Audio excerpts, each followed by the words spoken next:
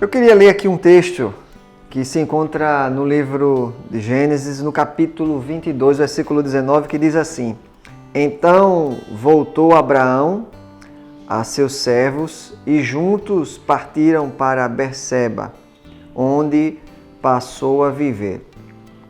Esse texto fala sobre a provação de Abraão. Esse texto, esse versículo está falando quando Abraão leva o filho da promessa, Isaque, para sacrificá-lo em um monte o qual Deus o tinha pedido. E ele sobe junto com o filho, os seus servos ficam embaixo do monte, e ele sobe com a lenha para o holocausto, sobe com o fogo, e Isaque até pergunta: meu pai, onde é que está o sacrifício? E lá ele coloca o menino amarrado, e quando ele vai sacrificar, pegou a faca, o anjo do Senhor aparece e diz: Abraão, não faz isso, e eu sei que você me ama, você não negou o seu único filho. E depois disso, Deus ratifica a promessa para ele, para Abraão, e nós chegamos nesse versículo, falando Abraão voltando, descendo do monte e depois indo embora.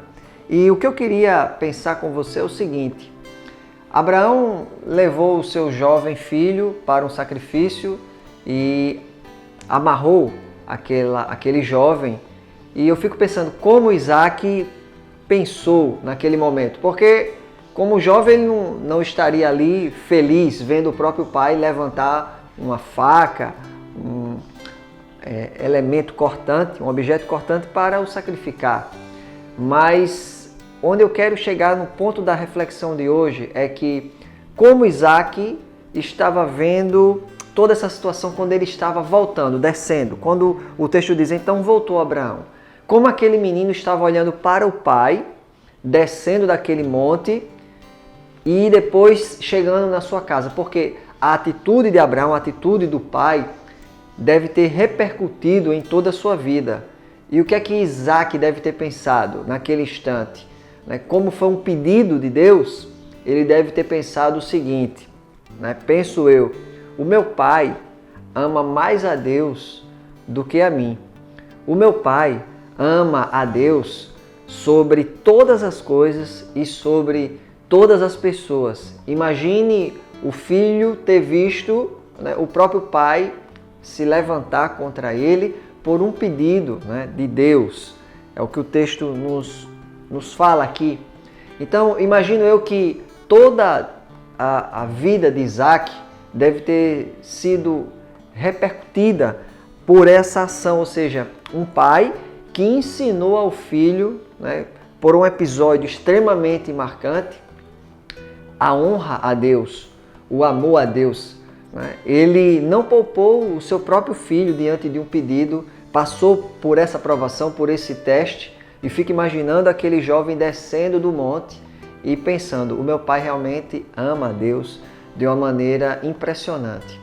O meu pai ama a Deus de uma maneira que se levantou até contra mim. E aquele jovem Isaque, dentro de mais algum tempo, ele iria se tornar um pai.